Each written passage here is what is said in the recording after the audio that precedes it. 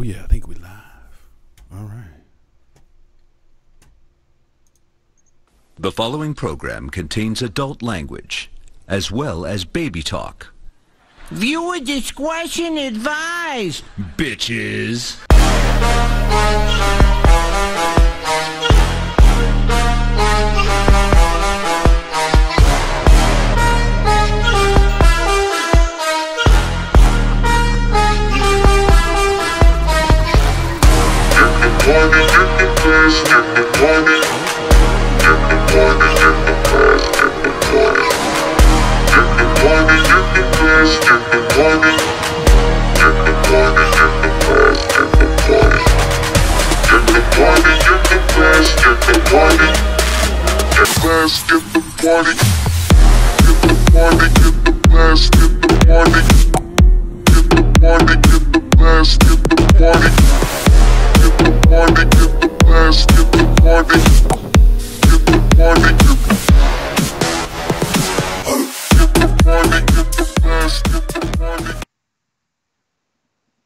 What's going on? Uh-oh. Fuck that up. Of course it did. What's going on, ladies and gentlemen? We back once again. You know I had to fuck up one time. We back with Red One Radio season deuce up in this bitch, man. Hopes everybody is having a real good day. I'm having a great day.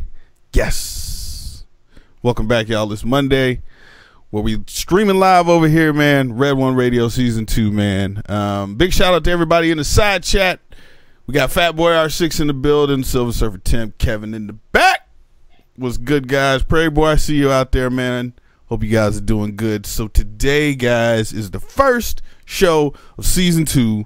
And you know, or if you don't know, season 2 is about the smaller channels, about the smaller vloggers out there who don't have the voice or who don't have the numbers to back them up to grow a little bit. I figured, why not take season 2 and dedicate it to them? Because hey, we all know who Jake the Garden Snake is. Big shout out to him. Appreciate him for coming on the show in the first season, right? We all know who the bigger vloggers are, but we have no idea who the smaller people is. You know what I'm saying? And sometimes you skip over gems and things like that, and you don't find out until, you know, until later about those channels. So that's what season 2 is about, man. If you guys want to know, oh, I didn't even put that shit in the description. Hold on, give me a sec as I fix this right now. God damn it.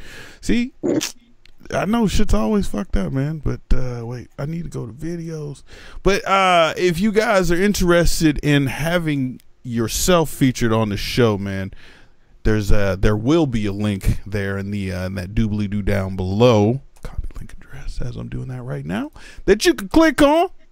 Follow those instructions just as this fine gentleman has. There we go. The link is in that description down there. Should be you should be able to see it if you refresh the page there.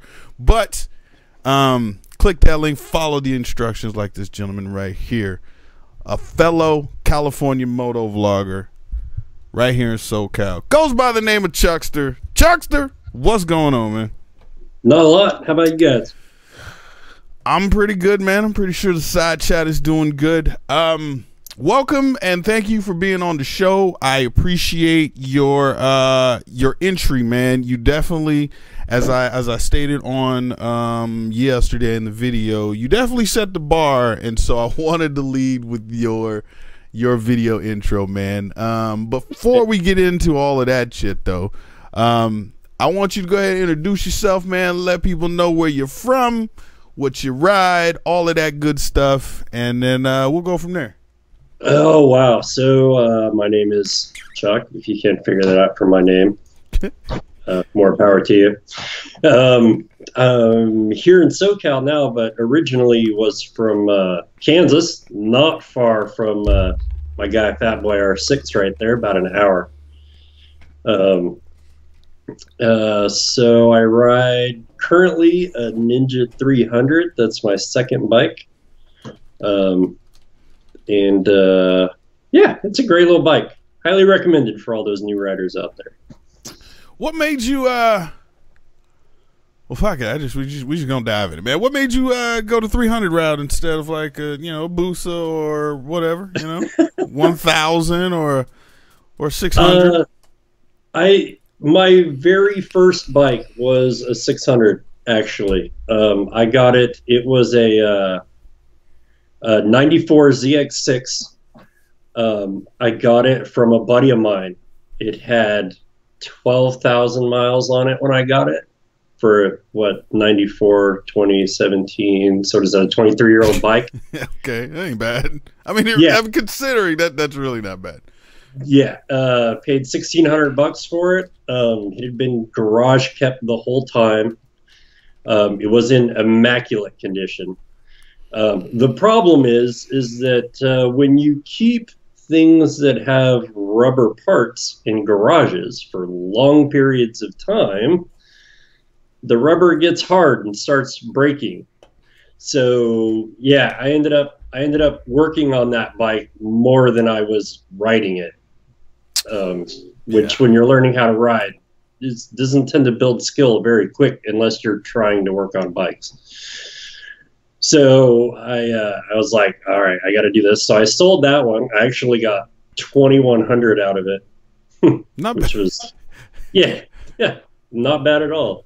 And I was like, well, that bike was kind of big, still kind of new.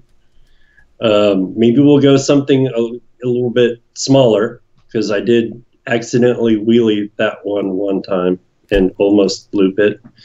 Nice. But yeah, so I was like, I'm going to go with something a little bit smaller that I'm not going to be so tempted to kill myself on. And the 300s were cheap. I got them on sale. I think I paid $5,000 for that one out the door, brand new, with I think half a mile on it. It's not a bad. That's not a bad deal. I mean, in considering what I do, but yeah, it's not a bad deal. Yeah, I mean, and it was nice. I mean, yeah, the 300s, they can't go fast, but I can sort of keep up on the freeways, and you can throw that thing around like nothing. I mean, in the canyons and whatever, you can just,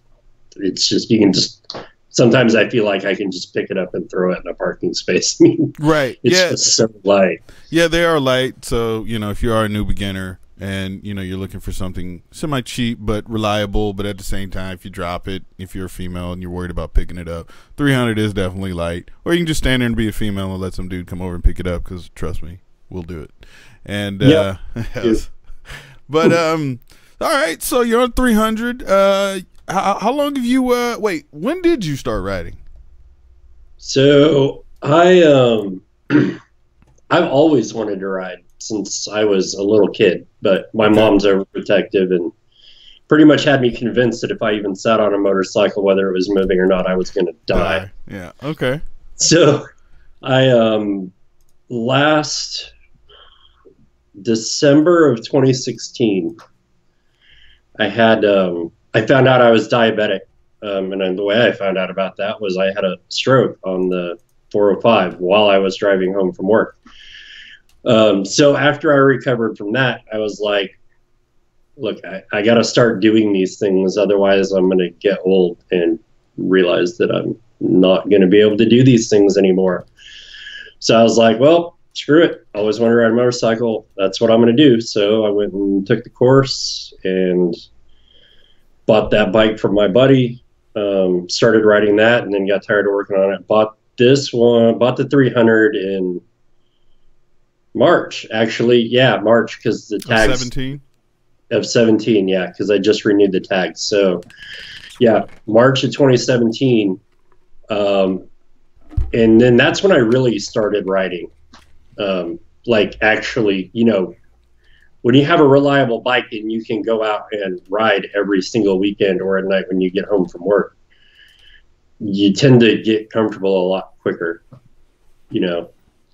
But yeah, so I guess since about a year, right at here. Okay, that's good. I mean, gotta start somewhere, man, and definitely, trading or getting rid of the other bike was definitely a good thing. That's why I'm always kind of turned off toward older bikes, unless you know how to work on them. There is that issue with rubber seals and things and gaskets and bullshit. are gonna eventually fail, especially if it's not being used to any capacity. Yeah, they're gonna leak, and so you're gonna have issues. And so trading that in for a newer bike was definitely a good thing. But that's so you got 300 now. So let me ask you this: what part of riding and moto vlogging, like where did that cross and meet? Or did a moto vlogger get you into riding, or did you find out about moto vlogging while researching, or after like you got the first bike or whatever? When I was researching bikes, I found moto vloggers. That's actually what really convinced me to go do it. Not moto vlogging, but riding, because I stumbled on a couple of channels early on. Mostly SoCal channels. So it was, I think, A Girl on Her Bike was the first channel I found. Really? Okay. Yeah. Well, because, you know, I'm a dude, and when dudes think, yeah, I'm going to get a motorcycle. Why am I going to get a motorcycle? Because motorcycles get chicks. So you start looking for chicks on motorcycles on YouTube. And, she popped up. And, you know, watching her and the way she rode around with her friends, I was like, you know, that's kind of cool. I kind of like that. I kind of want to do that. And then I found, you know, Subdee's channel. I found your channel. I found a couple of different channels. And I was like, I never thought about moto vlogging myself until I really started getting kind of comfortable on the bike. Because, you know, when you're first starting out, you're just concentrating on not getting run over and not running into anything. But once I started getting comfortable enough where I could, you know, focus on other things while I was riding and not being scared of the traffic, I was like, sure. And I was a photographer a few years back, and I missed doing something creative. So okay. I was like, well, that will kind of blend. It's kind of the same and kind of not. But, you know, it was just, I can do both. So why not? So I went and bought a GoPro that lasted all of, I think, one video before it crapped out, because you shouldn't buy stuff off Craigslist. Yes, people, you really shouldn't buy stuff. Well, I mean, certain stuff on Craigslist is great, but yeah, electronic stuff, kind of iffy. Mm-hmm. All right. Well, So you got into the moto vlog scene. When did you start to like reach out? Like, were you vlogging first, or cause I don't even remember. Oh, I remember how I met you, but how did you meet everybody before you met me? I didn't know anybody before I met you. Oh. No, actually, I take that back. I knew Gina before I met you, because when I was first riding and I finally got brave enough to get down to a big road, right? Like with big traffic, like PCH. Oh, okay. Right. I went down there and I was like, oh, this is so scary. And I was sitting at a light and they all pulled up beside me. And I had her sticker. I think I only had 2 stickers on my bike at the time. I had her sticker and I had Subdee's sticker on my bike. And she saw my sticker and was like, hey, we're just going right up here. Follow us. Come hang out. And it's like, okay. So that's what I did. I ended up riding with them for the rest of the day. Learning how to lane split kind of on the fly. Live in the mix. I gotta ask you though, that instance of lane splitting at their capacity, was it above your skill level? It was. I was still kind of figuring things out. So I hadn't really got used to how wide the bike was. And you know how things just look really narrow the first time you do it. You're like, there's no way I'm going to fit in there. And then you try and squeeze in there and you're like, oh shit, I got plenty of room in here. Right. But they were super cool about it. So, you know, I was in back because I always ride in the back in groups.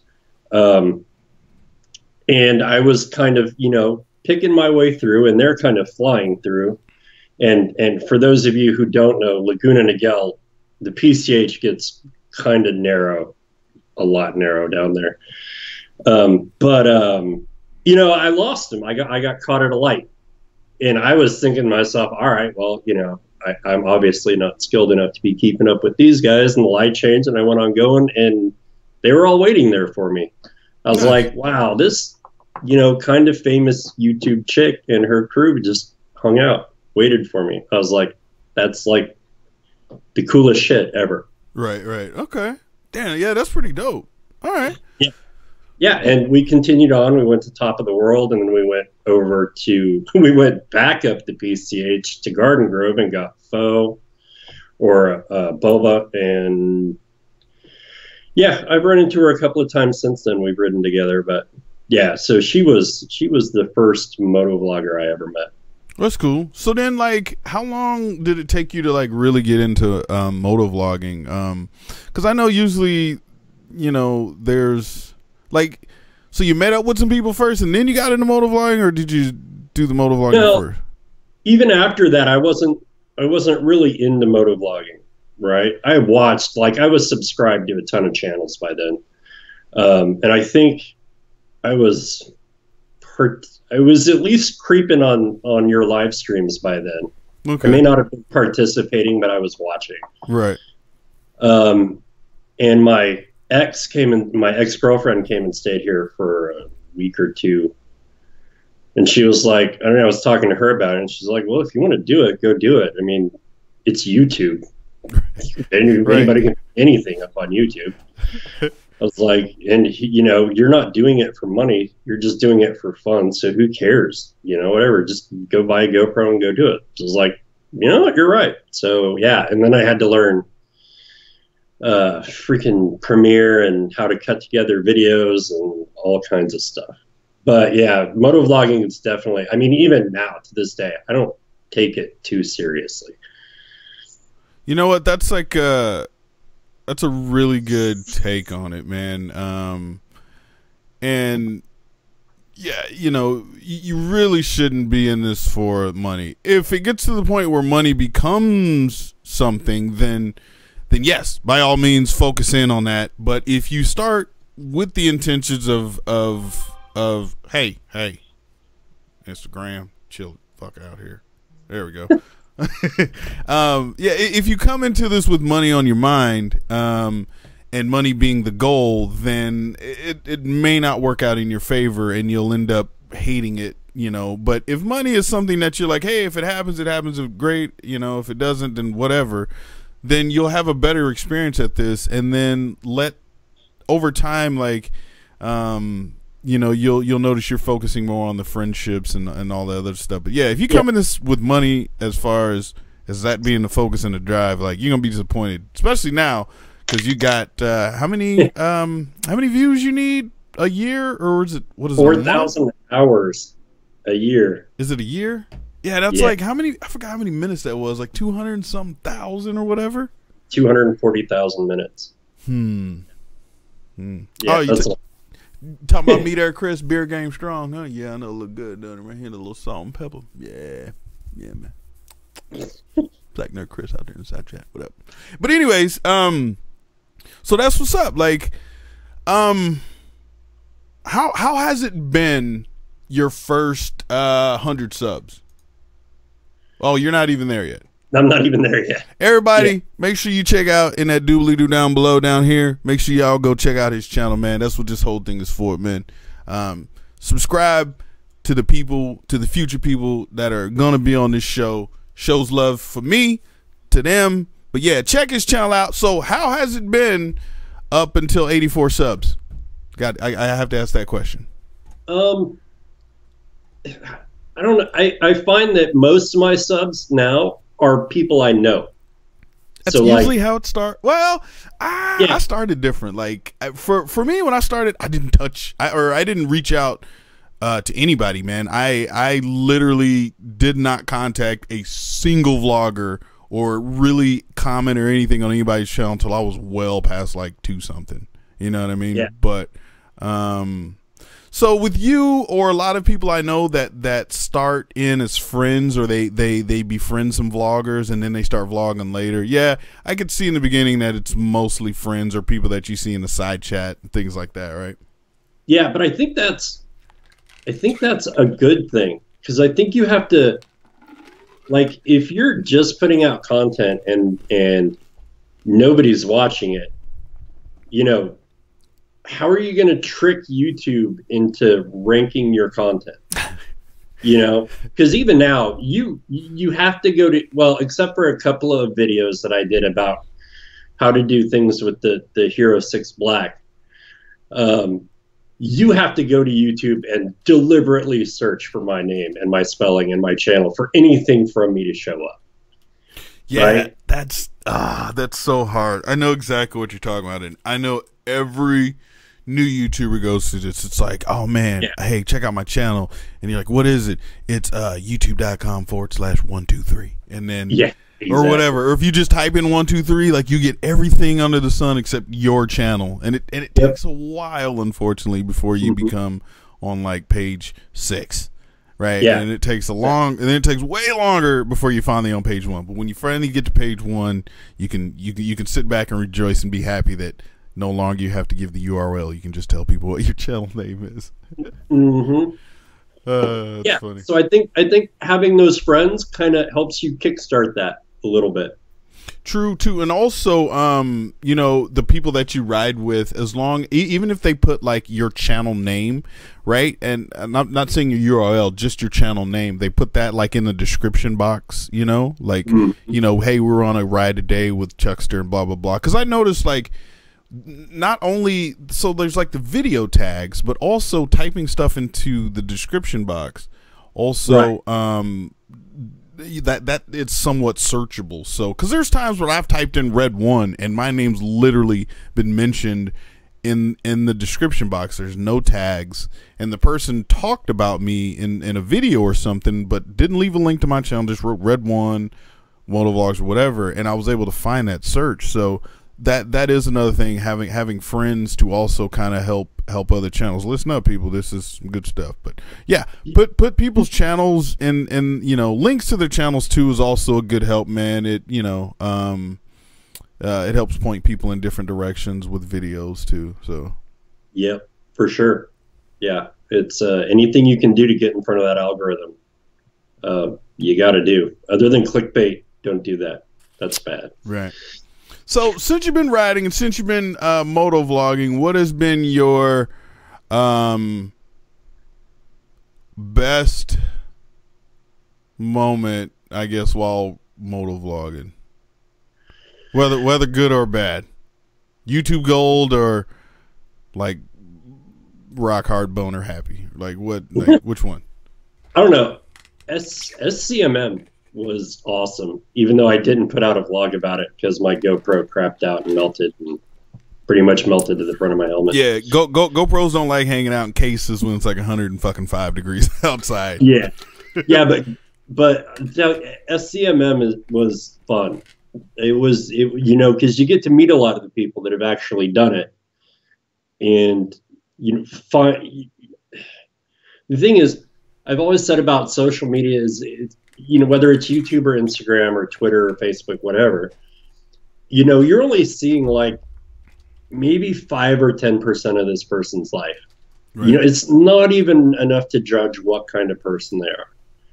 So when you have events like SCMM, or you're, you know, fortunate enough to live here in like Southern California, where a lot of these guys are, and girls, sorry, didn't mean to be sexist, where a lot of these people are, you know, you get to really kind of, even if you don't hit it off and become like buddies, you know, at least you get to find out what kind of person they are, you know. And I don't mean like maybe you discover, oh, you know, we're going to hate each other or whatever, you know, maybe just, you know, hey, you know, he's cool, but, you know, he's not somebody I would hang around with, you know, once or twice a month, or, you know, whatever. Yeah, good information, you know, there. I like that. Yeah, but you get to find out about people and their lives and the stuff that they don't share on Instagram or YouTube or any of that stuff. True. And to me, motovlogging has always been about the people. You know, it's about who you're riding with, who you're out having a good time with. You know, getting together for barbecues. you know, just all that kind of stuff. And you know, I think if you're getting into it for the money, then you're missing out on the most rewarding part of doing it.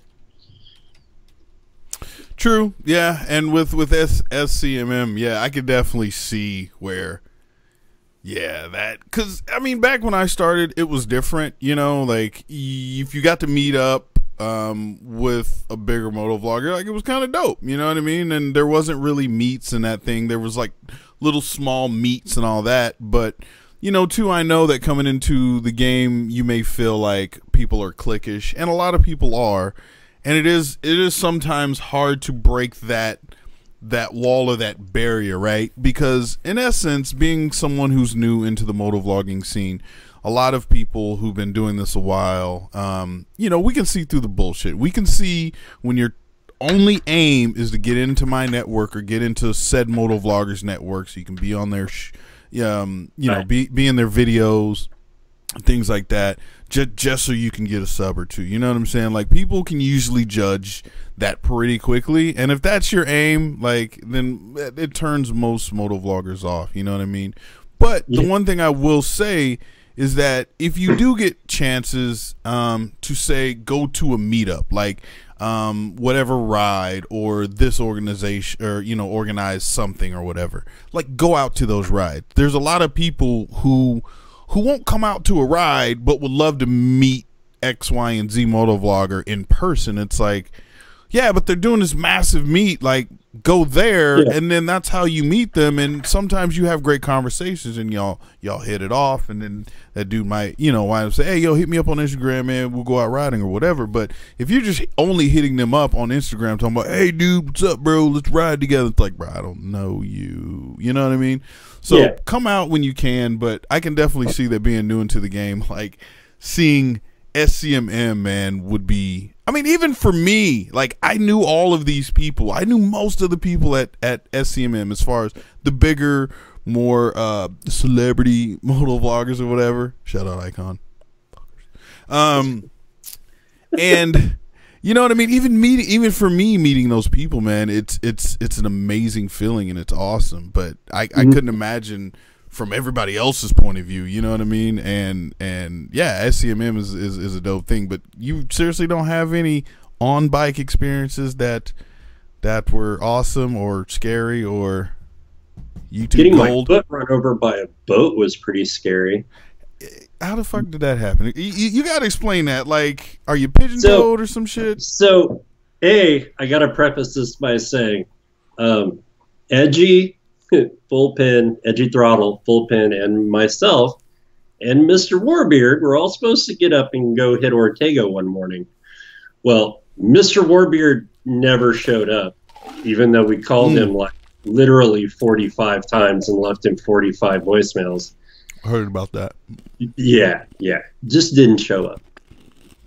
Anyways, and so we just went to go ride Ortega, except when we got there it was raining, and we were like, yeah, this road, dangerous it is, we're not even pushing our luck.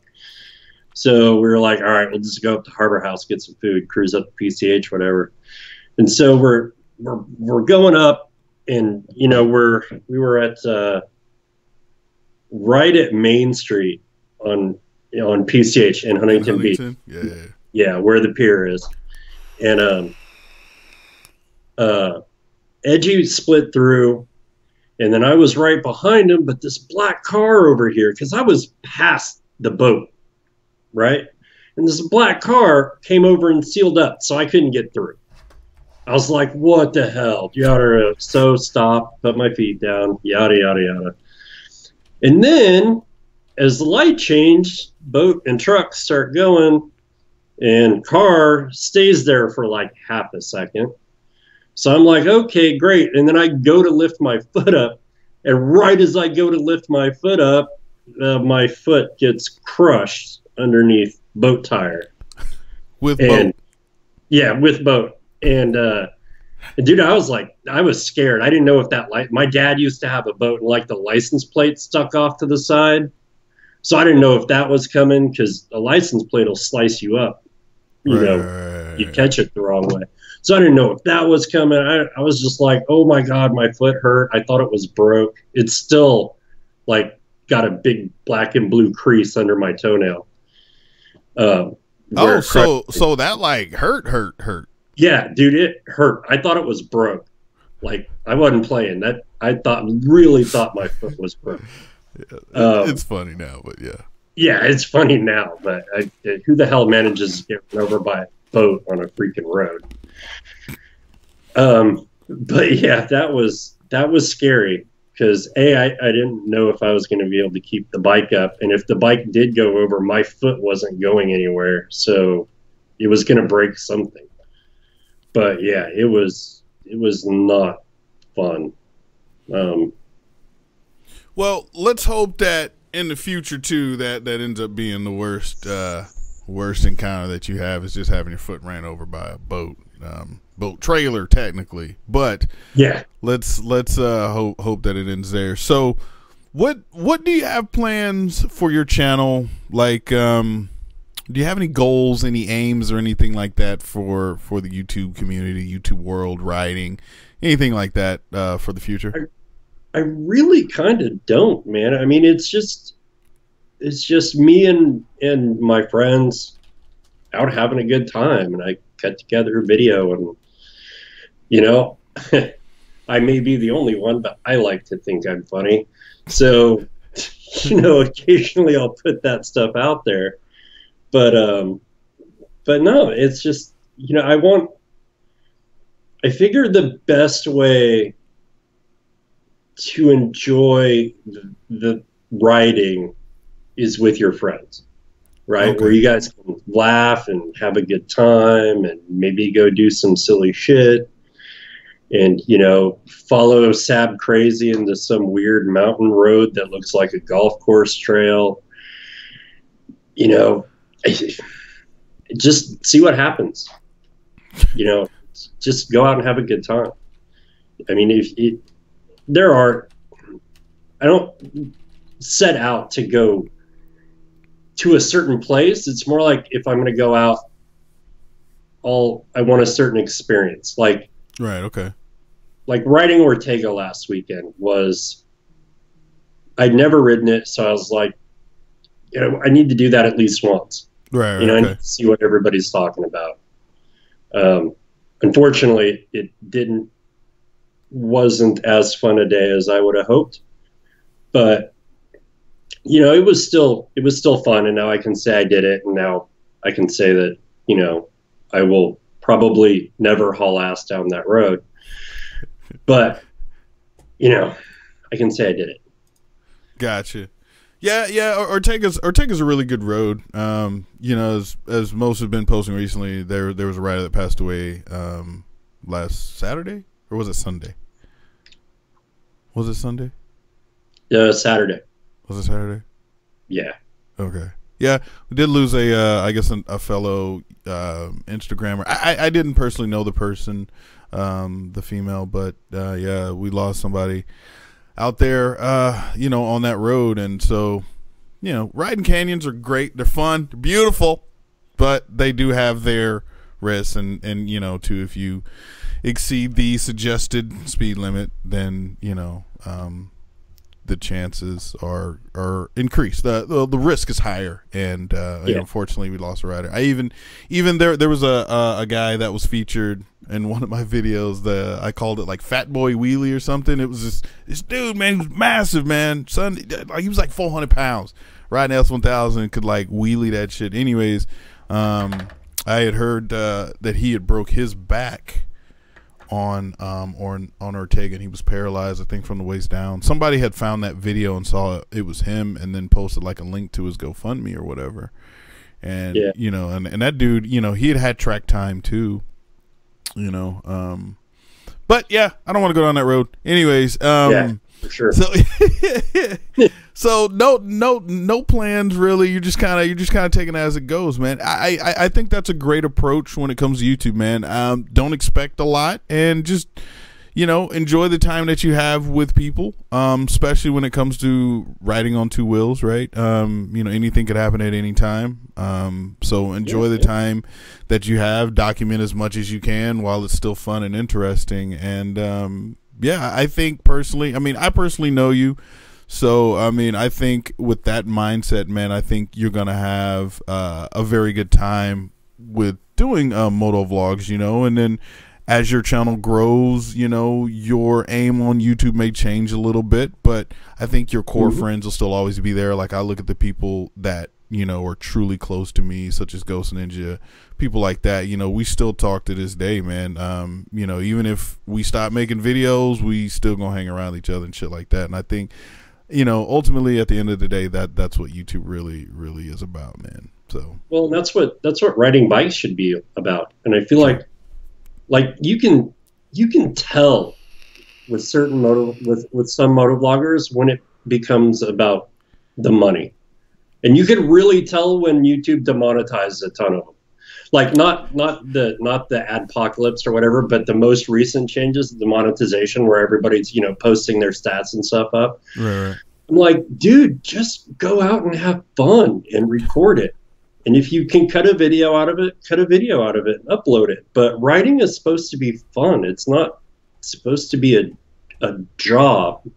Even though, you know, if it turns into something where you can, you know, support your family off of it, then Fuck yeah, by all means, turn it into a job. But you know, hopefully it's a job that you enjoy, because, you know, it like, I don't know, man. It's just, your job should be fun. Find great people to go out and ride with, and go ride with them, and record it and put it up on YouTube, and, you know, get everybody into it the same way I got into it, which was, you know, seeing a bunch of people just out riding around having fun. Yeah, that is definitely I can't type and text or type and talk at the same time. I'm really horrible at that. I can't even spell your name, dude. Anyway, I know, it's all 6 letters of it, I think. Yeah, fuck off. Anyway. T-R. Yeah, 6. Okay, that was right. Yeah, I can't count. Yeah, public education at the best. But yeah, definitely, man. And also, you know, like I always kind of felt bad a little bit, like for those moto vloggers who are like in remote areas or kind of out there by themselves and don't have other moto vloggers to ride with. Like, you can always ride with other riders, but riders and moto vloggers, they both do the same thing, which is ride a motorcycle, but there's a different, there's a disconnect a little bit. Whereas like a moto vlogger will pull over to stop and look at some shit, and film it, and do all this other extra shit. Like, you know, they'll stop at a location for an extra 20 minutes to like fucking do moto vlog and shit, right? Whereas like, you know, a rider's like, that was a good picture, right? You ready to go? Do some more riding? It's like, wait, I gotta finish. You know, I gotta get this Instagram pic right. I gotta do, you know. So there is that slight disconnect, but you know, I guess we are spoiled out here. I guess really anybody who lives in a large city, when you're in close proximity to other riders, other moto vloggers per se, you can definitely have a lot of fun. So, you know, for you new guys coming up, man, you know, definitely find some other cats, hopefully, that's in your area that also moto vlog, or talk your homeboy who rides with you, talk his ass into moto vlog, and that way you'll have something in common and you won't be upset when such and such hangs out for too long, you know, at this one location because he's doing moto vlog and stuff. So just saying, sure. It's always a thing. But all right, man. Well, man, I can't think of much else to say, man. You're like the cherry icebreaker guy, and like I didn't really prepare well for this, so just kind of make stuff up as it go. But I don't know, man. You have a few people out there watching, man. What do you want to say to them about your channel? Why they should go to your channel and watch your stuff, and then we'll wrap this up and we'll leave them with your video as the outro. Wow, man, I don't really see. This is kind of my thing. I'm not very good at self-promoting, so I would say, you know, go check it out. It's worth checking out, I think. If you want to see more, hit that subscribe button and make sure you hit that little notification bell so you know next time. But Yeah, man. I mean, if you just want to see a bunch of guys, I mean, it's normally the same group of guys. I mean, out just riding around, getting into trouble, then do it. You know. And if you want to ride with us, if you're in around, you know, hit us up, dude. We don't turn anybody down that wants to come ride. Right. Ever. Yes. Unless you bought your bike the night before and you're trying to figure that shit out, then figure it out first and then hit us and then hit us up. Yeah, you know. Well, maybe even hit us up anyway. You never know. We may just be going to hang out at the taco truck. You want to come hang out? Come hang out. Got a point. Sit around and talk about bikes. You know, it doesn't hurt to ask. You know, you can't be afraid. Just ask people, you know, hit them up. Just my DMs do get kind of busy, so it might take me a while to reply. And I do have some social anxiety, so I'm not exactly the most talkative person in person. But yeah, if you want to come hang out, I like hanging out with people. Show up. For sure. Well, ladies and gentlemen, that is Chuckster. He's a SoCal motovlogger rider right here in the state of California, down here with all the good sun and these nice temperatures. Shout out to all the people up there in the East Coast who is dealing with that like snow y'all got recently. We sorry. You should just move to California where it's sunny every day pretty much. But yes, Chuckster, I want to appreciate you for coming on the show, man. I want to take time to say thank you for submitting your intro, and I do have everybody else's that has submitted. If you guys are watching, I will be contacting you here shortly, but also too remember this guy's intro, man. Like that's what I'm looking for. Like I want something that can captivate those who are watching, so that way, you know, like I can give people a little taste of you, no homo, and you know, a little bit of what you and your channel's about, and then so that way when they look at it, they can be like, you know what, this looks like something I want to watch right here. Let me go hit that subscribe button and go check it out. You know what I'm saying? So I appreciate everybody coming through. Big shout out to Sub D sneaking in here. I see you over there, sir. Big shout out to you, man. Appreciate you coming through. So if you guys want to be featured on the show, go ahead and check that doobly-doo box below. I have a link to the video that explains everything, how to submit and all that stuff with the intros. And the reason why that I made it so you have to make an intro because there's that little extra step, that little extra effort that you, the motovlogger, has to put in if you want me to take time out of my day and give you a little bit of love, man. You got to put a little bit, man. You know what I'm saying? It's not as simple as, hey, dude, shout me out. It's make a video, throw me that, follow all the rules. You know what I'm saying? And we'll get you on the show, man. Real love. So all that information is down there. Make sure you guys check out Chuckster over here. Check him out on Instagram. Check him out on YouTube. I'm going to leave you guys with his outro, and then we out of here, man. Much love, peace, and grease. Chuck. See you, peeps. Thanks for coming out, Ride man. safe. Peace.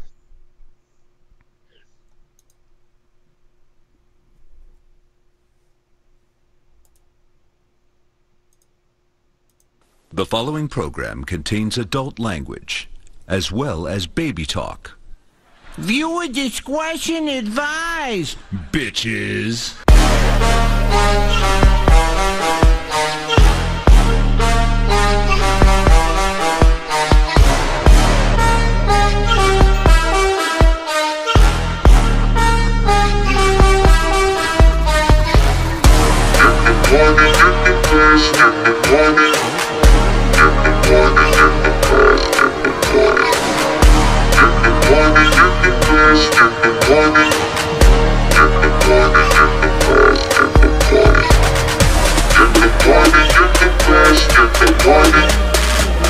Let's get the party.